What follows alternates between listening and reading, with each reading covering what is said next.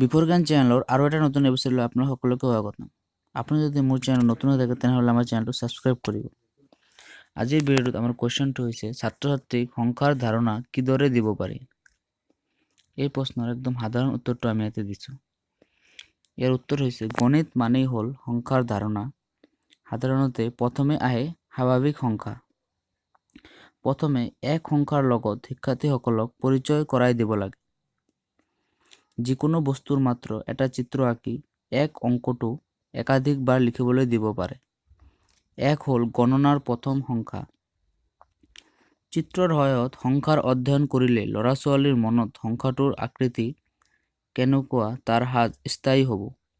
সেইদৰে 2, 3, 4, 5, 6, 7, 8 আৰু 9 সংখ্যাকেইটা শিকাব পাৰি। শেষত 0ৰ সৈতে শিক্ষাৰ্থীসকলক পৰিচয় কৰাব লাগে। কিন্তু 0ৰ পৰিচয় কৰাওঁতে সাৱধান হ'ব লাগে। সংখ্যাৰ ধাৰণা কিছুমান বাস্তৱ অভিজ্ঞতাৰ সহায়তো দিব পাৰি। ইয়াৰ পিছত শিক্ষাৰ্থীসকলক 2টা 3টা বা তাতোকৈ বেছি অংক বিশিষ্ট সংখ্যাৰ ধাৰণা দিব লাগে।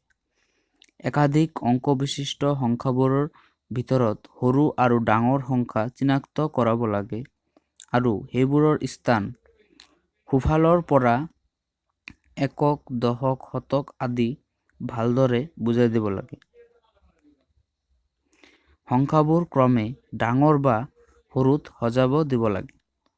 সংখ্যাৰ ঊৰ্ধ্বক্ৰম আৰু অৰ্ধক্ৰমৰ বিষয়ে শিক্ষাৰ্থীসকলক ভালদৰে জনা উচিত। ইয়াত এই কুৱেশ্যনৰ এনচাৰটো শেষ হ'ল। ভিডিঅ'টো ভাল লাগিলে চেনেলটো ছাবস্ক্ৰাইব কৰি দিব।